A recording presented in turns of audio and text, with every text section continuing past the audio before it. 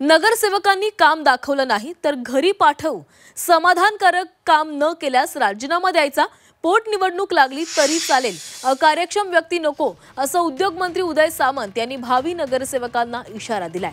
रत्नागिरी नगर परिषदेच्या प्रचाराचा शुभारंभ राज्याच्या उद्योगमंत्री उदय सामंत यांनी केला आणि यावेळी बोलताना त्यांनी थेट निवडून येणाऱ्या नगरसेवकांना इशारा दिलेला आहे। निवडून आल्यानंतर पुढील वर्षभरामध्ये अपेक्षित काम न झाल्यास थेट राजीनामा घेतला जाईल आणि त्यानंतर पोटनिवडणूक झाली तरी काही हरकत नाही असं म्हणत त्यांनी हा इशारा दिलेला आहे। तसंच 14 नोव्हेंबर पर्यंत उमेदवार घोषित केले जातील असं देखील सामंत यांनी सांगितलेलं आहे।